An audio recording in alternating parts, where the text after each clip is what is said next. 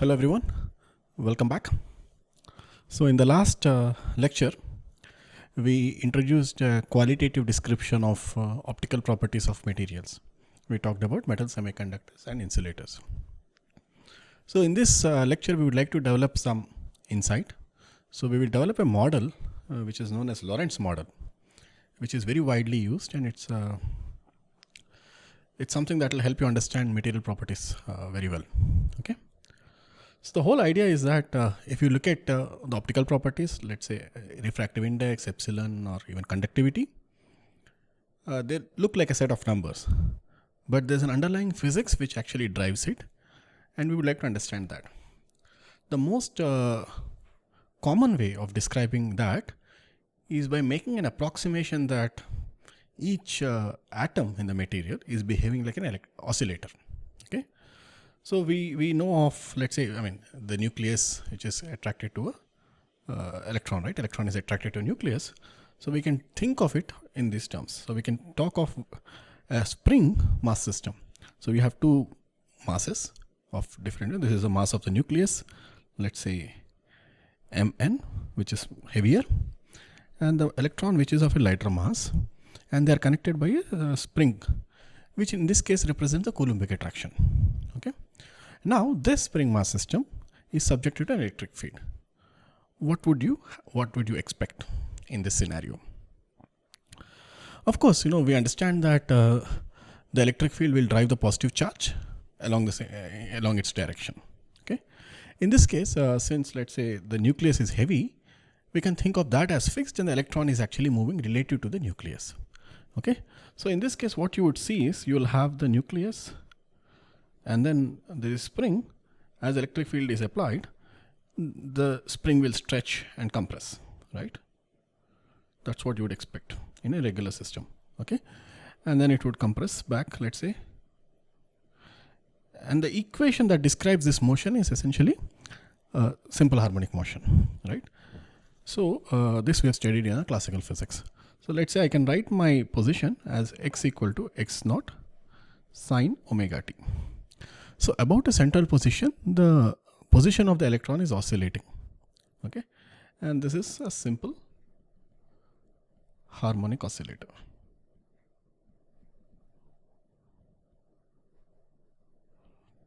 Okay. How does this help us? Well, it helps us because this spring mass system has a resonant frequency. Okay. And we have studied that in classical physics. So the resonant frequency omega naught is basically root over k by, I'll call it mu, which is a reduced mass. Okay. Because we have two particles, we are just dealing with, we want to deal with a reduced mass so that that's easier to describe. So the reduced mass is mass of nucleus plus 1 over mass of electron. So harmonic mean. Okay. So now what happens? So what if the resonance is present? So to understand that, we have to think of resonance. Resonance is a very general phenomena. It occurs, from electrical circuits to civil engineering buildings and so on. So the idea is that if you have a system, it has a natural frequency. Okay. In this case, that natural frequency is essentially omega naught. Okay. Now, what happens when you drive that system externally with a frequency which is let's say lower than resonant frequency or higher than resonant frequency or at resonant frequency? What happens? Okay. For example, if you drive the system at, drive in the sense, I'm applying an electric field of the form E equal to E naught exponential I omega t. Okay, right? That is my driving force. Minus I omega t is, I didn't write the space dependence, but that's what you would understand that.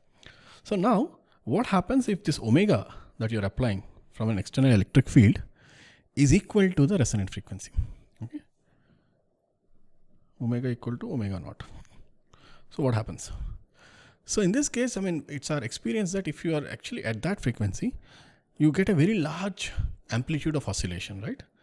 So this results in strongly amplified oscillations. right? And these oscillations, essentially, how does the energy for the oscillations come about? Well, it comes from the driving frequency. Just because the frequency at which the driving force is operating is the same as the natural frequency, there's this maximum transmission of energy. Okay, so this leads to strong absorption. Okay.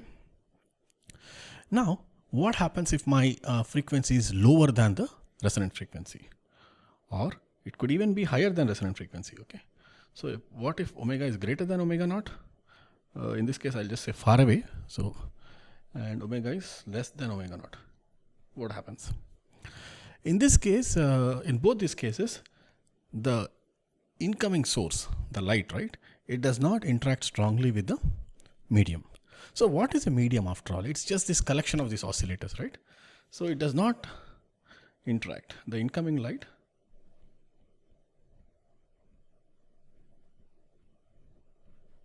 does not interact with the medium. Does not, I should say, strongly. Okay.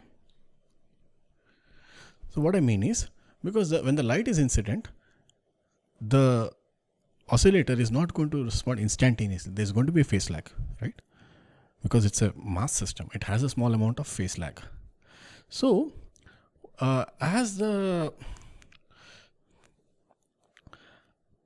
because of this phase lag, as the light is propagating in the medium, it accumulates the phase. The phase gets accumulated over a distance, and then this lag gets accumulated. Okay, so basically, phase lag between E and the X, right, gets accumulated. Okay, and this essentially leads to slowing down of light. Okay, so the light propagation in this medium, let's say velocity, now becomes c by, let's say, n. Essentially telling you how much on an average, what is the phase lag that is accumulated. Different materials will have different amount of phase lags. Let's say if I have silicon dioxide, it will have a certain amount of phase lag, and if you have, let's say, aluminum oxide, sapphire, it's going to have a different amount of phase lag. Okay, this is away from the resonance. Okay, but the amplitude is not going to be very strongly influenced. Okay, think of it like, you all must have experienced a swing, right, that we have in children's playground. So if your driving force in that case is you're pushing the swing, that is a driving force, and there is a certain natural frequency to that, depending on the length of the swing, the rope, and the mass and all that, right? So if you apply at the natural frequency, the maximum amount of amplitude is reached. Whereas as it is moving, if you apply a force out of phase, that means as it is, let's say, it's coming towards you, you push it, then you're actually reducing the amplitude. So you're trying to drive it out of resonance. At resonance, if you drive it, it just continues swinging for a long time.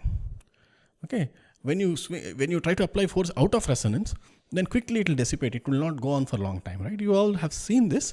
So essentially the same model. This simple harmonic motion is a very, very useful model in a lot of areas of physics. Okay, so exactly the same thing is helping us describe this. So now, because of this, what we are saying is the response of material also is dependent on the oscillations. Okay. Now, not just electronic oscillations, oscillators, you can also have vibration oscillators. For example, I can think of a crystal, let's say of sodium chloride, right? We have sodium plus and chlorine minus, right? This is a sodium chloride crystal. Now, when I have such a system, these sodium and chlorine atoms are not fixed. They're going to vibrate. There is some amount of vibrations that happen, and these vibrations are called as phonons. The bonds essentially stretch and compress and out of plane, in plane, and so on. And these movements of the bonds are known as phonons. Okay, the lattice vibrations are known as phonons.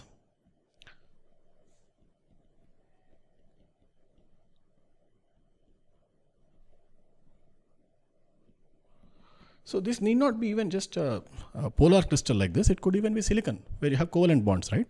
It's a tetrahedral structure. Covalent silicon is bonded to 4 different atoms. But then even in that case, you will have oscillation, the phonons, the lattice vibration, which will lead to absorption. Okay. So now, what is the resonant frequency of these oscillations? Okay. So we saw from our simple oscillator model that omega naught is equal to root of k by mu. Now, in the previous case, we had one electron in a nucleus. Okay, the effective mass is going to be small. But in this case, let's say of sodium chloride crystal, you have 2 larger atoms, sodium and chlorine, because of which the reduced mass mu, right, is going to be larger. If you put in the numbers, you will see that immediately. So now, if this is larger, mu is large. What does it mean? It implies that your omega naught of, let's say, ions, if I'm talking of ions or rather vibrations, right? Omega naught of phonons, let's say. Phonons is going to be less than omega naught of electrons. And these both can be present in this material. It's not exclusive, right? You have definitely bonds of electrons being held by atoms. That is there in all material. In addition, you can also have phonons which have a different resonant frequency. So it means that a material need not have one single oscillator, but it can have multiple oscillators, right? And the frequency at which they respond is different. For example, here, the phonons we talked about, these are dominant at IR wavelengths. Dominant at IR wavelengths. For example, I mean, I would say in the sense 3 micron to 10 micron range. Typically, you can also have some longer, even 25 microns up to that you can have. Okay, but these are typically in that range, okay, around 50 to 100 terahertz kind of range, 10 terahertz. Okay, whereas electronic oscillators are dominant at these are dominant at visible or near IR. Okay, hundreds of terahertz. All right. So these are this is another type of oscillator. You might say, I mean, this is even more apparent for us that, okay, there is this bond which is stretching, right? That's why the spring mass system.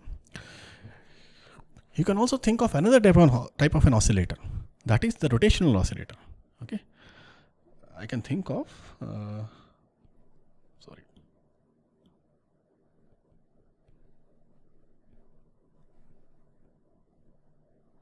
what is a rotational oscillator? Think of a water molecule. Okay.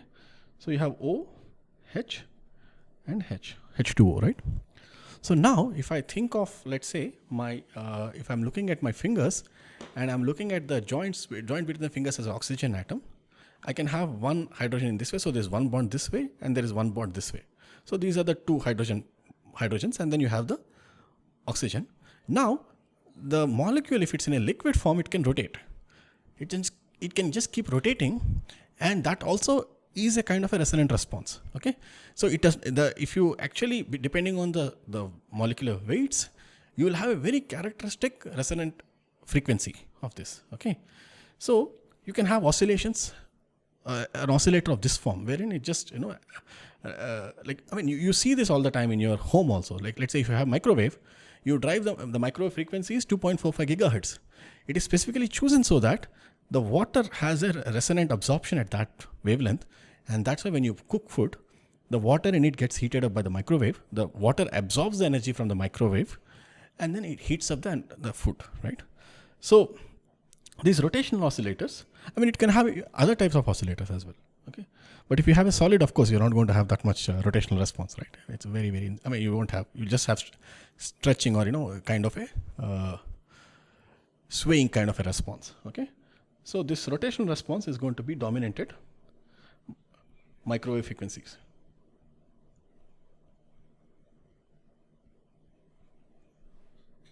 Microwave frequencies.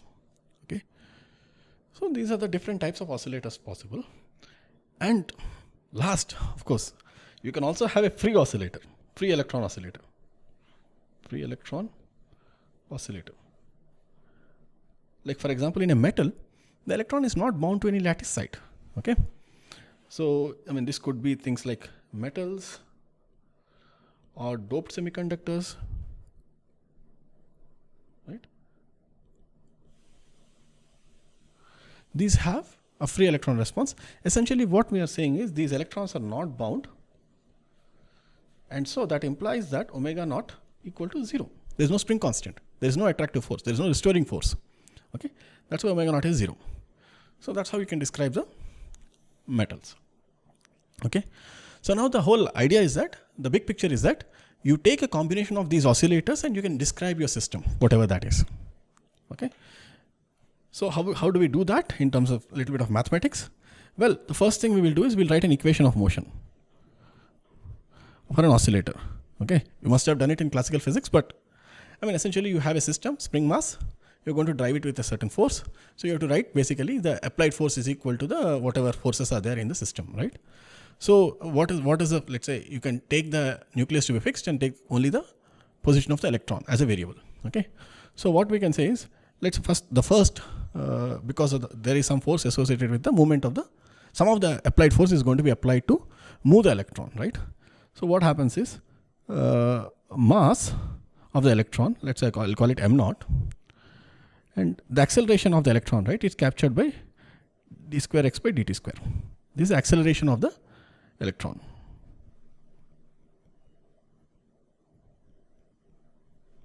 Okay, that is one thing.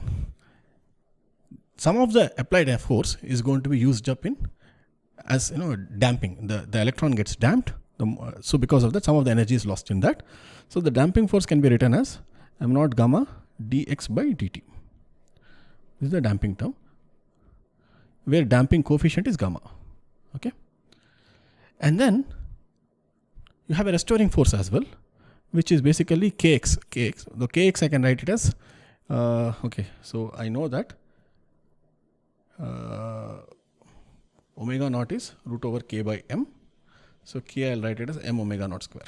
Okay, so the restoring force is k into x, right? So I can write this as m naught omega naught square x. Okay, all of these are actually forces experienced by the electron, restoring force, and all of this is going to be equal to the applied force, which is simply the electric field. Charge times electric field gives you the force. Okay, so this is equal to minus charge E. Okay, so this is the driving force on the right side.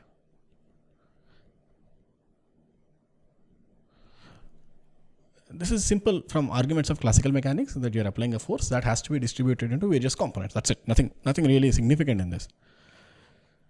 Now, what is the solution to this system? Okay, you might have seen it in different contexts. The way to find a solution is first to ask, what is the driving force? Okay, the driving force is electric field, right? I have an electric field which is going as E of t. It's a time dependent electric field, so I'll write it as exponential E naught exponential minus I omega t. This is a function of time. Now, if I have such an electric field, what will be the solution of this equation? What do I mean by solution of equation? Well, the basic question we are solving the equation means, what is x? If you know x, so what is the x that will satisfy the equation that is given to you? Now, equation of motion, right? So, well, the usual way of doing it, the standard approach, is to guess an x. And what kind of a guess would you make for an x?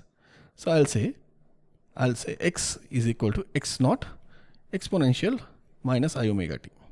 Okay, there's nothing that really I mean, because it's the same form, we expect that it will work.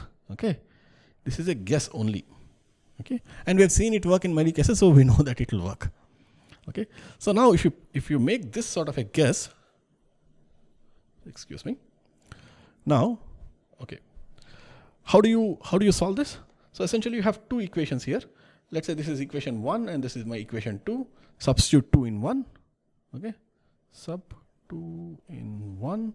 So essentially you have d square x by dt square. So second derivative of x, that will give me there will be I, so I square, so minus m naught omega square x.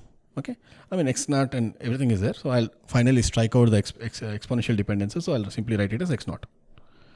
Okay, plus I'm dropping the exponential dependence. Okay, so and then dx by dt. What is dx by dt? Well, it's just 1 ix, right? So I m naught gamma omega times x naught. Okay, and then the last term will be m naught omega square x naught. M naught omega naught square x naught, and that is equal to minus e naught. Okay, so we have essentially dropped out the x dependencies. So, and if you write this, so you can quickly find out that x naught, you can write out an expression for that. It's going to be dependent on, there is the right hand side minus e naught, we'll leave it like that. And now let's collect out the terms. So there is also an m naught. I would like to take that as well on the numerator. And so now this is minus omega square minus I gamma plus omega naught square. Okay, so this is going to be omega naught square minus omega square minus I gamma omega. Okay, this is going to be my solution, right? X naught. So quickly, if this is x naught, let me move this a little bit here. If this is my x naught, x of t is going to be this x naught times exponential minus I omega t. This is my solution. So to understand resonant response, what is going to be my x when omega equal to omega naught? So the question is, if omega equal to omega naught, what is x of t? Okay, so what you're seeing is, you can actually separate this out into real and imaginary parts, and you will see that if you are at resonant frequency, the amplitude blows up. Okay, the denominator essentially becomes close to 0, and because of that, you get a very large amplitude. Whereas if you are away from the omega naught, the frequency is slightly left or right, then immediately the denominator is large, and then because of that, the whole amplitude is reduced. Okay, you don't have a very strong response. So this essentially is the resonant response that I was talking about, right? So if it's x naught, x of t exhibits large values. Okay, if omega is not equal to omega naught, and it's a little bit away from it, okay, let's say it's not very close to omega naught, okay, not close, okay, what happens? Well, x of t is not large. Okay, in fact, I should actually take a phase term, and we have to be a little bit more exact, but I think for the purposes of this discussion, I think it's enough to actually forget about the phase part right now. Okay, all right, you have this solution. Okay, so what if I have a position? I know where the electron is, but does it serve anything for us? Okay, we have to relate it to the epsilon. That's what finally we are trying to do, right? We are trying to derive a model for how an electron moves in a solid. Okay, how do we relate it to the microscopic properties? Okay, the way we do that is, if you look at a system, we can define polarization, which is essentially the macroscopic response. Overall, let's say if you're applying electric field in a medium, what is it doing? It's going to polarize the material, right? We talked about it when you introduced dielectrics. So it's going to introduce this polarization to the dielectric, right? So that is the macroscopic response. We don't really need to consider what happens to each individual electron.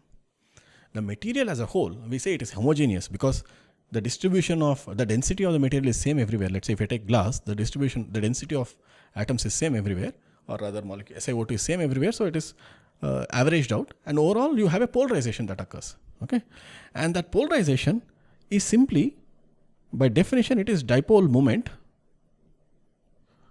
per unit volume.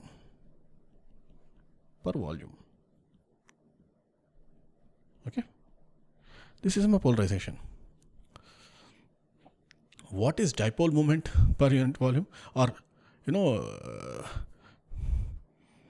the dipole moment is simply going to be, let's say there's a density of atoms, okay, n.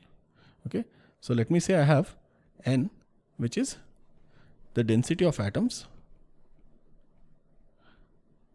and then times the dipole moment will give me dipole moment per unit volume. Dipole moment is simply charge times a distance, right? So this is going to be simply n. If I'm talking of electrons, I'm going to use a negative charge, so minus ne x of t. So what we have, the oscillator is essentially a dipole. And what is the dipole strength? The strength is proportional to the displacement, right? Dipole moment is charge times the distance. So do we have any questions here? Yes. I have one question. Sure. In the beginning, we derived the equation of motion. Mm-hmm. So considering a single particle. Mm-hmm. But now we are when we are talking about polarization, we are applying that the displacement to all the particles. Mm-hmm. We are assuming that all the particles move the same way. Am I correct, sir? Yes. Okay. The question was, let's say when we derived this equation of, we wrote this equation of motion, we said, okay, one single oscillator, spring mass system we considered and we wrote it, right? Then now when we talk of polarization, we are talking of the material itself. Okay. How is that justified? The reason it is justified is, if you are thinking of this oscillator as simply an atom, right? Where a nucleus is, electron is bound to a nucleus, and there is basically uniform density of material, like let's say glass, right? It's very uniform. So I just look at the density of atoms and then times the number of dipoles, the dipole moment. One single dipole moment I'm taking, and I'm simply taking the density. So that will give me the total dipole moment in that volume, right? Per centimeter cube. That's what we need. Okay. So n is a per centimeter cube that's coming in the volume term, because we know how many dipoles are there. So if you have one dipole in 1 centimeter cube, that's the dipole moment per unit volume. But let's say there are two atoms. Each atom is contributing, let's say one. Then it will be like 2 into dipole moment per each individual dipole, right? So that way it is density times the dipoles. Okay. So just So now we are able to do that. So any other questions? Okay. All right. So if we do this, now we know what is x of t from our previous expression, right? So this is simply going to be x of t has an electric field term here. There's a negative term here in x of t minus e, right? And there's a minus here, so I'll simply remove that, and I'll say my n into p, that the polarization is simply going to be n e and e by m divided by omega naught square minus omega square minus I gamma omega. Okay. So this is my polarization. Okay. So essentially what this is telling you is, if you are at that resonant frequency, you have a very strong response. If not, the response is not strong. Okay. So this is how my polarization responds. So we're one step closer. If you remember from the first week, we said electric displacement D, right?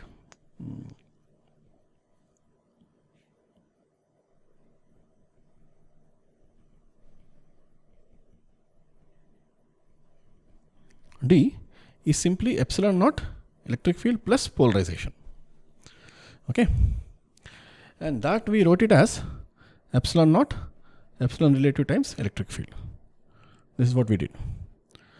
The only thing that we need to note here is that, this polarization, it can have two components to it. You have a background component. Okay. So background polarization, P background I'll say. And then there is a resonant polarization. Resonant term. When I say the background, essentially if you have material, we used to say that epsilon naught chi times E. That's my background response, right? Even if there is no resonance, it's going to be there. Okay. In addition, you're going to have a resonant term which is simply going to be Ne square by M. Okay, epsilon naught. Okay, so I won't take that. 1 by omega naught square minus omega square minus I gamma omega. Okay. So I can have this, right? So if I combine these two, I can write an expression for the relative permittivity. Okay, epsilon r. My epsilon r of omega is going to be frequency dependence to this, and this is going to be simply the background term 1 plus chi plus the resonant term, but because we are taking out an epsilon naught, so this is going to be n e square by m epsilon naught into 1 by omega naught square minus omega square minus I gamma omega. Okay. So this is the response. Okay. And we usually write it in a slightly different form. We say that this quantity n e square by m epsilon naught we define as a plasma frequency. Okay. Omega p I'll define as n e square by m epsilon naught. Well, this is going to be, it's going to be square root of this. Okay. So because of that, epsilon r of omega is going to be 1 plus chi plus omega p square divided by omega naught square minus omega square minus I gamma omega. Just make sure that dimensionality is satisfied. Okay. We are talking about squares, so wherever I have omega, it should be square. 1 second. Yeah. And when I have gamma, I'm taking a product of gamma and omega. The overall thing is frequency square. Okay. So this is the response of my material.